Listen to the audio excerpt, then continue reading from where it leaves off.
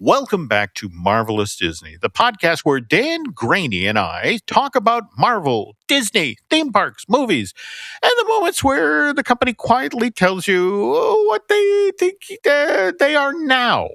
I'm entertainment writer Jim Hill, and I am joined, as always, by the dynamic Dan Graney. Dan, how are we this evening? Oh, Jim, it's Sunday night. It always feels like the last burst of Marvel news all comes starting like middle of Friday afternoon, and then it just piles on with everything else that's going on right now. Yeah. But, doing okay. I'm looking forward to things like having a little breather, probably around 11 or 12 o'clock tonight. I'm sure things will calm down. There we go.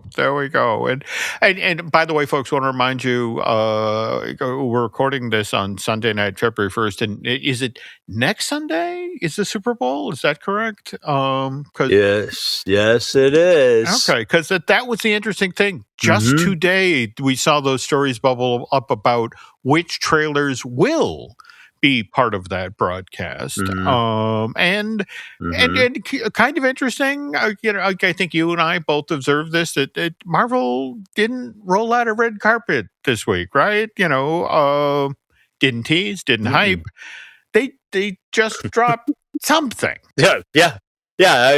Here's 8 episodes. There was no countdown, no real fanfare. Just here's Wonder Man, and that could tell you a lot. It could. But what's crazy about this? And again, interesting in this week where we're leading up to Super Bowl, and the fact that Marvel drops this at this moment.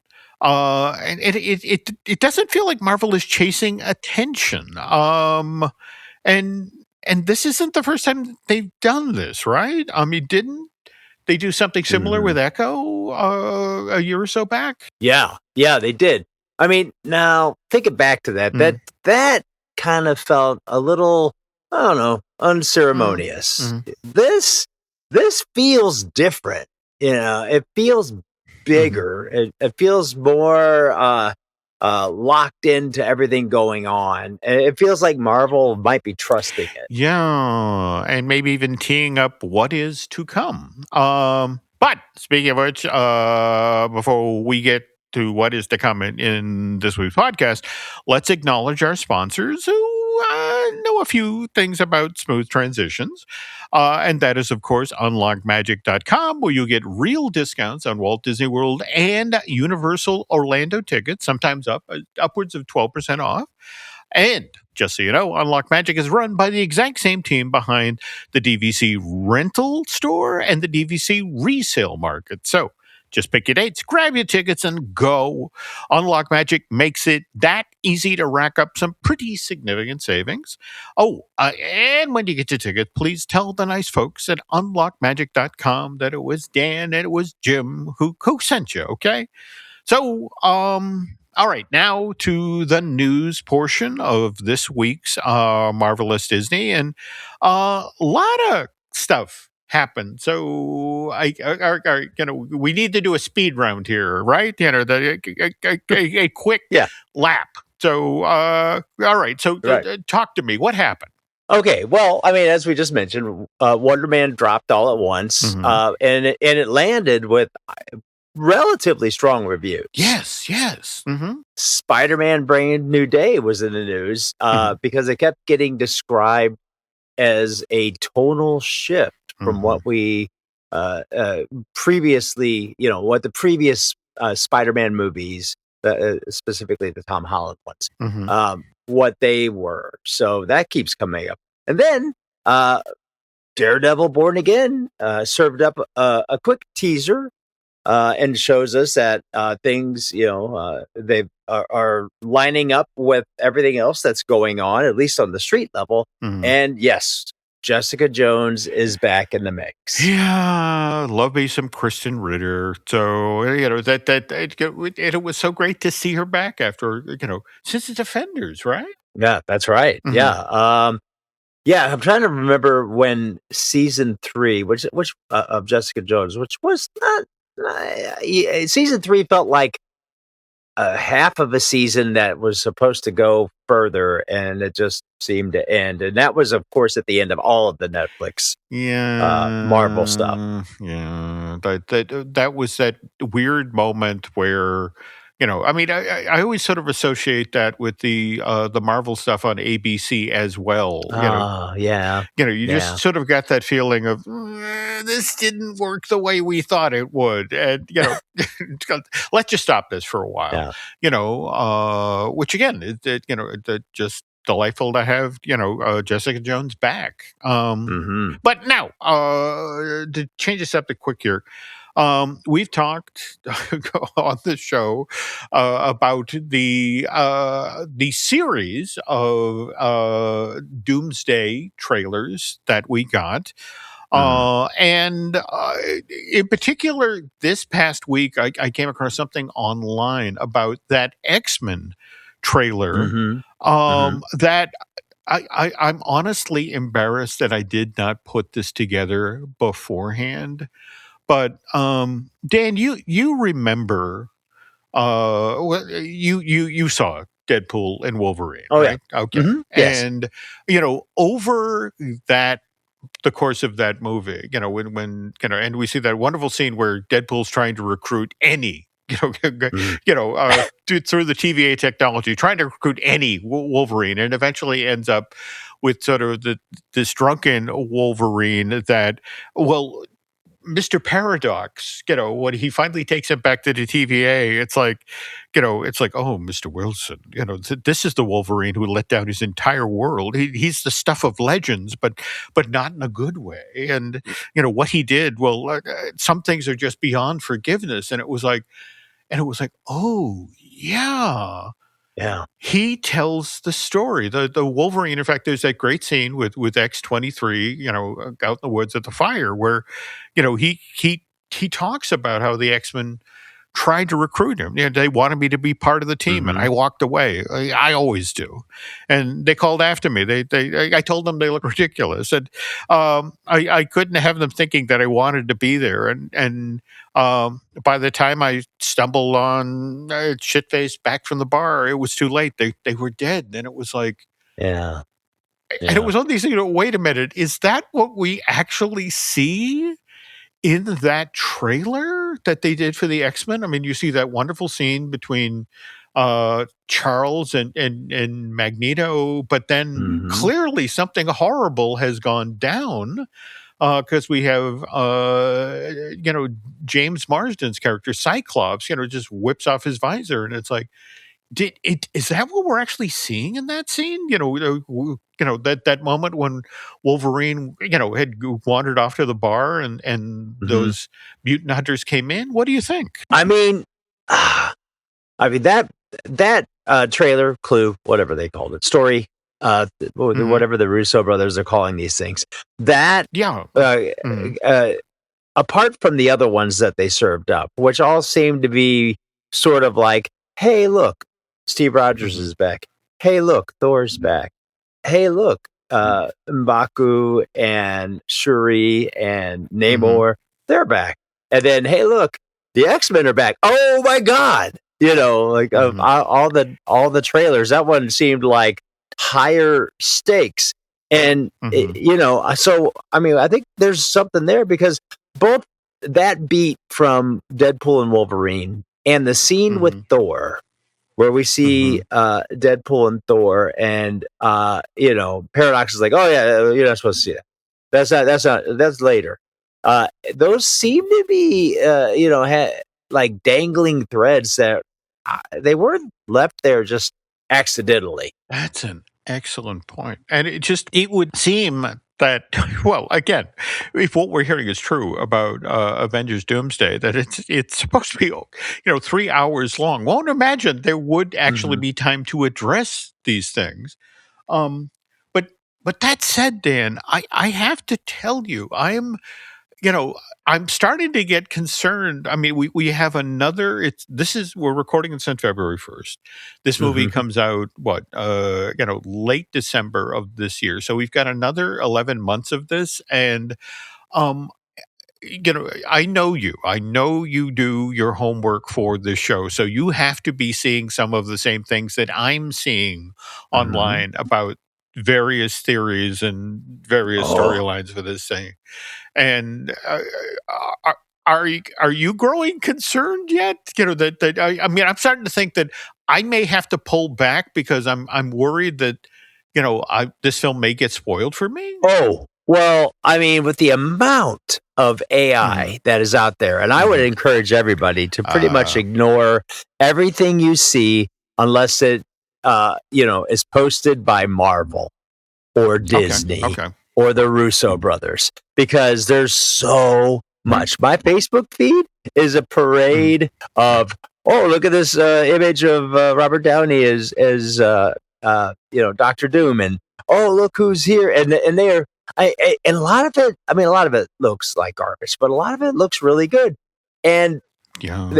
is it spoiler? I don't know. Is it just fabricated?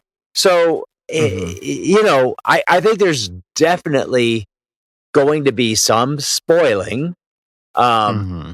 and I think there's going to be some surprises. I think they know that they have to have some surprises. And I think there will be some surprises. But for anybody who's going to go looking, yeah, you're going to Hmm. find stuff and you're probably not going to be happy about it when it comes December in the theater. But Hmm. I will Hmm. tell you one thing, because Hmm. to your point, they're talking about this is going to be 3 hours. This is going to be Hmm. action packed. The most action packed Marvel movie. I was like, that more. So so if this is that action packed, I just want to say this. One thing that I'll be enjoying during those 3 hours are those new Hmm. Marvel themed Oreos. Oh, That's right. yes, yes. Oreo is releasing a Marvel crossover with Avengers and the X-Men and Fantastic Four and Spider-Man. I mean that's got to tell you something. Oh, no, no, absolutely. But you haven't seen that these things are color changing Mhm. Oreos. That Mhm. yeah, and here's the thing. In the big world of appealing food colors, to have something go from blue to gray, it's one of these things where it's like, yeah, Yeah. you can celebrate the American Civil War and a Marvel movie, you know, and eat a cookie. Uh, geez, I don't know. I mean, I know.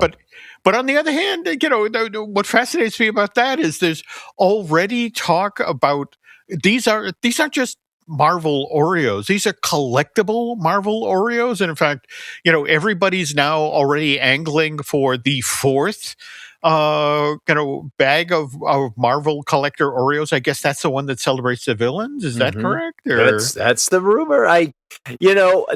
Oreo has gone down this path before. They did the light side, dark side Oreos for Star Wars, and that's that- and those were right. collectible. But Mhm. I collected them in my belly. So All right. Well, I okay. We got lots more news. Dan and I have to get here. Two folks, big, loud stuff, plus subtle stuff as well. But again, the most fascinating part, most interesting Marvel decision this month isn't any of that. And we'll get to that in a sec. But first, this. And we're back. Okay, so Dan and I were just talking about big, loud, maybe longer than average moments, which brings us to Spider-Man. Brand new day. So what is the word with our favorite webhead?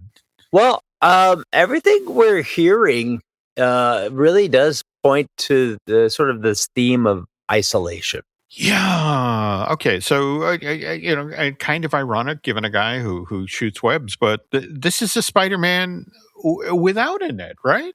Ba-dum. Yes. Sorry. Okay. Yes, and after No Way Home, that Hmm. makes sense because that's where we saw things. With Doctor Strange when Hmm. he had to they had to fix the fracturing of the multiverse, so we thought.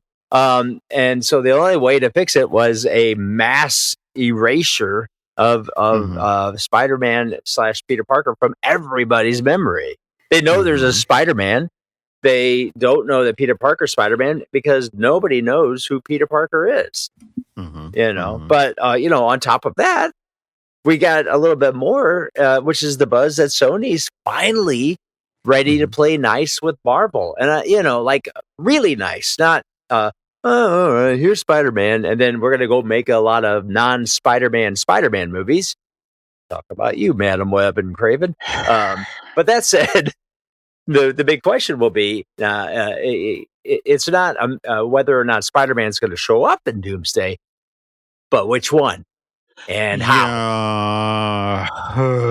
Okay. Well, obviously, Marvel has options now, and they're not in any rush to explain those options. No, not at all. So looking back here, let's just recap. Okay, so we're talking big, huge movies, a lot of twisty turns that may or may not be integrated, careful branding, isolation, tasty new products that might not look great once they change colors. But then Marvel does something completely different than their usual playbook. Yeah, they stop talking and they just release a show. All right, so let's talk about this. Let's talk about Wonder Man, because this is not a loud look at me, look at me, look at me show. No, it's very intimate. Character first, almost stubbornly uninterested in like the spectacle of it all. And that's not to say that it's the Marvel equivalent of My Dinner with Andre. There's still a bit of show. It's just not the main focus. Yeah, and what's new for Marvel, at least in this format, do we still call them limited series? Because didn't Marvel call this one a mini series? Yeah, it's I think it's Marvel Spotlight. There we Marvel go. Spotlight. Okay. Yeah. But what's fascinating about Wonder Man is it weirdly it has more in common with recent projects like the studio. And speaking of the studio, we really can't mention that without mentioning the great Catherine O'Hara, who died. We learned of her death just this past Friday, January 30th, right? Oh yeah, she resonated with people in so many different ways, and she meant so many different things. And you see that, in all of these tributes that have followed in the news. And for some people, she's known as for her role in Beetlejuice, or as Kevin's mom in Home Alone, or obviously Schitt's Creek. And even just very recently in The Last of Us, which is a complete turn for her, but she's always making an impression. And I think you probably echo these sentiments. But for me, I mean, she's always gonna be the mini character she played in SCTV. Yeah, that Lola Heatherton. I want to bear your children. No, she was this incredible talent.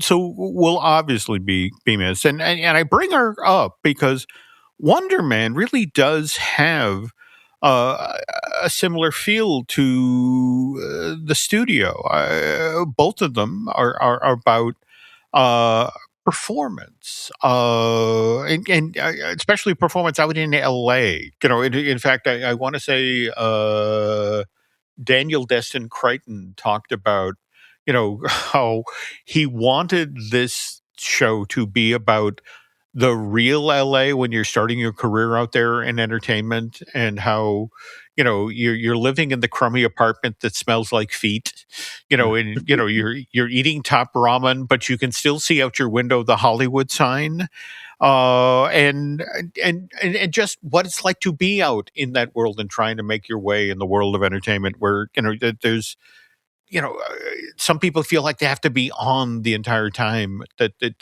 they're chasing their dream, and there is a cost for being on. And more to the point, the crushing weight that can become over time. And anyway, back to Marvel. What's kind of interesting about them dropping all 8 episodes of Wonder Man at the exact same time is that, um, what would you say, that they're trying to do here, Dan? They're not chasing weekly discourse, what's interesting, some of the reviews I've read of Wonder Man, have said that, the only downside of doing this is people binged, all 8 episodes. And the little filigrees and smaller moments, that if they've been dropped a week at a time, that we would have all dug into and looked at carefully, kind of got lost in the mix there. But that said, by doing this, by dropping all 8 episodes, it's the opposite of anxiety. It's like Marvel saying, it's okay. We trust you. Yeah, you're not wrong. It is interesting to watch the show. But I think the show definitely worked. And I did. I watched the whole show with my wife over a couple nights. It wasn't a big effort. There's only 8 episodes, and they're not that long. But what was fascinating about the show is that it just so successfully juggles all of the struggles you mentioned, struggles of being an actor, forming true friendship, and past mistakes and secrets, and it didn't really ever feel like it was dropping the ball. Yeah, which brings us to the question that those of us who've now watched all 8 episodes of Wonder Man keep circling. And by the way, if you haven't watched this Marvel Spotlight show miniseries, you might want to skip ahead a sec, because the big question is Simon Williams a mutant? When you want your spring break to feel like and your kids' pool day to feel like and your hotel bed to feel like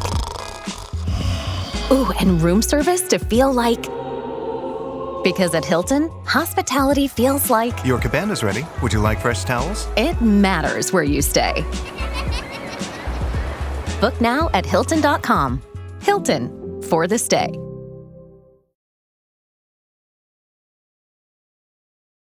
Yeah, and I will tell you that right now, Marvel very deliberately does not answer that. Yeah, and I mean, I guess it makes sense, because for years, Marvel has avoided the word mutant like it's radioactive, right? Oh yeah.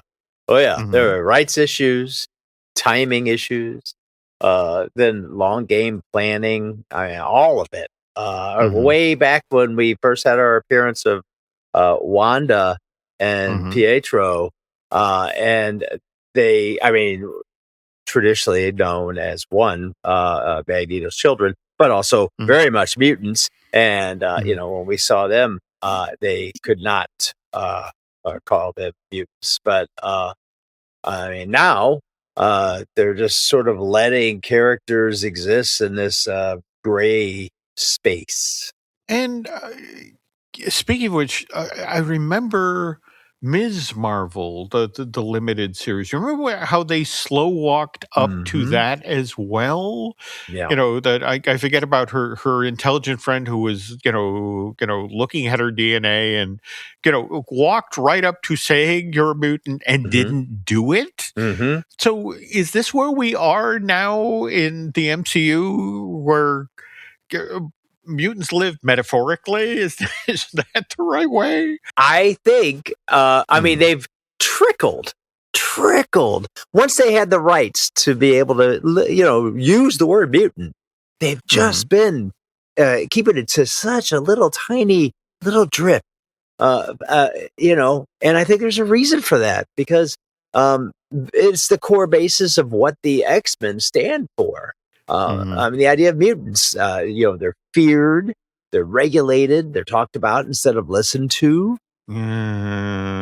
Which brings us to one of the more interesting parts of Wonder Man, and it's what this, again, miniseries does with the Department of Damage Control. Now, we've seen the Department of Damage Control in action before. We saw them in Spider-Man Homecoming, Spider-Man No Way Home, again, Ms. Marvel. That's right.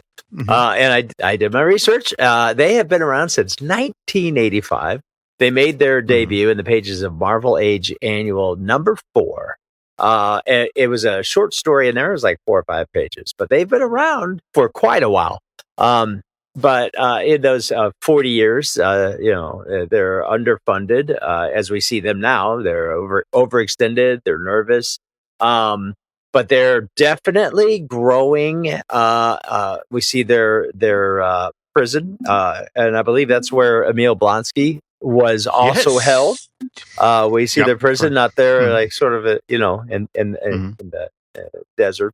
But with this new presence and this threat, I think this is what I think we're looking at something that's going to be much, much larger, much sooner in the upcoming Marvel shows and maybe the next Marvel movie, which, makes sense because you want that in place before the mutants show up in full force. I just think we're going to see a lot more of this. No, you're not wrong. I mean, it's not about heroes anymore. It seems to be about systems reacting badly to change, which,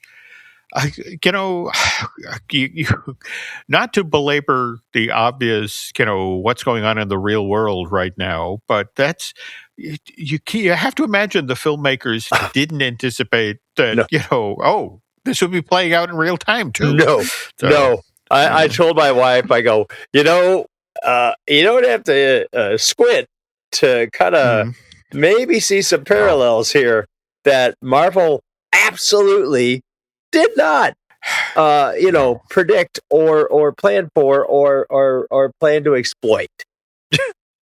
But, that I will say, I am kind of surprised. There has not been a lot of chatter about it. People haven't. I have to admit, I'm intrigued as well, and I honestly wonder if maybe that also played into the decision of dropping all 8 episodes at once, to the effect of, if this had played out over 8 weeks, I think invariably, this would have come up as a topic in public discussion. I think you may have cracked this one because most definitely, if this lingered, I think there would be a slow boil on that. It was hard. Yeah. I mean, it was like, how about that, huh? Yeah. So, but that wasn't the only thing that happened. What about? Let's talk about Jay Gad. Oh, yes. And in fact, I have to tell you folks that anyone who's listened to the podcast at Jim Hill Media knows that, well, first of all, I want to stress because I know Mr. Gad. I mean, I don't want to say he's a good, close personal friend. Did I ever tell you the story of when we met, Dan? No. All right. It's the first D23 Expo. I'm backstage. They're doing the big presentation in Hall D23. So, they're bringing out the cast of all of the films that the company has in the works, and it's it's the standard press line. You're getting your 30 seconds with whoever is just come off stage, and they're going to talk about the project they're working on. And so here comes the voice talent for Frozen, and it's Idina Menzel, and it's Kristen Bell, and it's Jonathan Groff, and they're in the group is Josh Gad.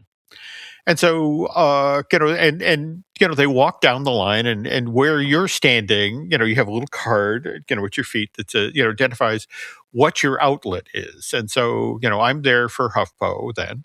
And so, they and here comes the Disney press rep and introduces, all of the folks from Frozen to me. And Josh looks up like a bird dog, just sort of like, suddenly it's like, "You're Jim Hill?" And it's like, "Yes." And it's like, "I'm obsessed with you." And it's like, "What?" And it turns out that Josh is again, started on Broadway, a Book of Mormon. But while he was on Broadway, he was also a Disney nerd. And he sent me a question that he wanted me to answer for Y4, and I guess I missed it. But he was like, "You and I have to talk," and then, and from there, this series of phone calls and emails, and Josh legitimately still is this huge Disney nerd that, and that's the thing, the way he's portrayed in Wonder Man, that genuine mensch, who's so nice to Doorman, and that's actually how he is in real life, which is why it was kind of upsetting to watch him, step into the void and then not come back. And of course, what's fascinating is this then sets that whole, Bureau of Damage Control thing in motion. The rules that we are going to be dealing with, the consequences, in both this series and the films coming up. And I have to say, there's a part of me that just wants there to be a sequel to Wonder Man, not just because it ends in a fascinating place, but also I want Josh to come back from the void, Yeah. Bring him back. Yeah. Although, what did you think of his performance of Summer when he was singing? This is a Disney property. I was like, it is. Well, that's fun. That's the thing that what's interesting about Summer, in fact, another quick Josh Gad story. Josh tells a story about, when he first went in, he'd always dreamed of doing a voice for a Disney film. And, so he goes into the first reading of what was then known as the Snow Queen. And but in this version of the Snow Queen, very early on, the Snow Queen is the villain, and Olaf is her henchman. And in fact, Olaf's really sort of modeled after Iago with Jafar. And his superpower is that because of his carrot nose, he can smell you coming from far away, and so, he can warn his boss. And, and Josh was there at the reading. And, and he's always dreamed of being in a Disney film. And, they finish the reading of the preliminary script, and he walks out to his car and he gets on his phone and he tells his agent, "Get me the hell off of this movie. It's terrible." I'm just like, oh. And so finally, what ends up happening is that Bobby and Kirsten Lopez, who knew Josh, had worked with him, they get signed on to do the score for Frozen now. And they're like, "Well, wait a minute, where's Josh?" And it's like, oh no, he left the film. And they get on the phone. It's like, "Get back in the movie." And it's like, "No, it's terrible." So no, it's not terrible. We're fixing it. And more to the point, because we know, Bobby and Kristen are friends of Josh. They know every single one of his vocal tricks. That's how that Summer is literally written. It's like, Josh can do this, Josh can do that, Josh can do it. The entire song is like the Josh Gad greatest hits. Everything that he can do is in that song. So that was particularly fun to see them circle back on that in Wonder Man. It's like, oh well, okay, another chance for him to show off that he can do this song. Well, between Josh Gad being left in the void and well, for now, Trevor Slattery pulling a big switcheroo at the end. And honestly, I have to say he might have been my favorite part. Well, what's great about Trevor Slattery, and remember, we've seen this character multiple times now. For example, Iron Man 3, and then Shang-Chi and the Legend of the Ten Rings, and to have Trevor back again. You go to what's again just fascinating. If you're paying attention, Trevor Slattery is really kind of a funhouse mirror version of Sir Ben Kingsley's actual career, right? The movies, the TV shows, the plays. If you know it, what Trevor's mentioning is pretty much directly from Sir Ben's resume. Oh gosh, I mean, all the way back to his appearance on Coronation Street. There we go. Ben Kingsley played that character. He was, I mean, everything that they talked about, but what's unique to Trevor, unlike Sir Ben Kingsley, Trevor's been, revered and then dismissed and reinvented and then feared and then mocked and redeemed. I mean, watching this character, sort of weave in and out of real life, with the movie posters in the background and the pictures and everything. I mean, Trevor's, sort of sticking the landing of what Destin Daniel Cretton said, about performance becoming survival. And Marvel to let Sir Ben Kingsley play that version of an actor, just crazy self-aware. Oh, yeah. I mean, this is, when you think about it, this could have been a one and done with Iron Man 3. But they've managed to keep this character around and really, I mean, a couple of those episodes, it's just some of the most profound and touching moments, I think, in the entire MCU. You're not wrong, and again, I'm just hoping that people will not skip past this one, the Wonder Man. Yeah. I mean, I understand it's 8 episodes, and we're all busy, but this limited series, miniseries, Marvel Spotlight, whatever the hell it is worth the watch. And yes, sure, okay, loud movies grab our attention, but quieter shows gain our trust, and that's what's interesting about this moment with Marvel Studios. They seem very comfortable right now with the idea that we're earning your trust back now. Trust us. Fun stuff's coming. Yeah.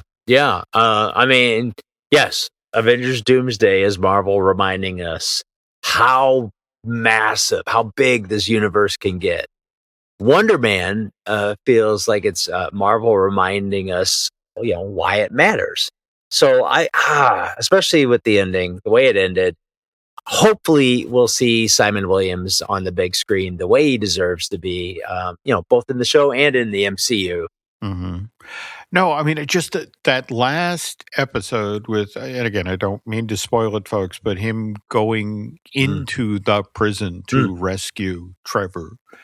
And the confidence to watch this guy who's been struggling with his powers for the other 7 episodes, to see him at the top of his form and doing this for the man he now considers his friend. That was a great, but that's the thing. That story ended at a point where I want to see more. I want to see more of these characters. Absolutely. Yeah. Well, we see him walk in.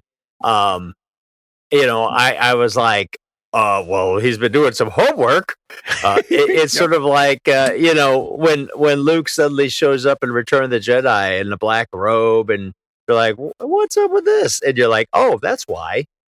Clearly, Simon has been, kind of working out and working through some stuff. It's so interesting you bring that up, the Return of the Jedi. Just an evening or two ago, I get the television for 20 minutes, when Nancy finishes watching her Hallmark stuff and then, gets ready to go to bed. And I get the television for 20 minutes. And I found Jedi,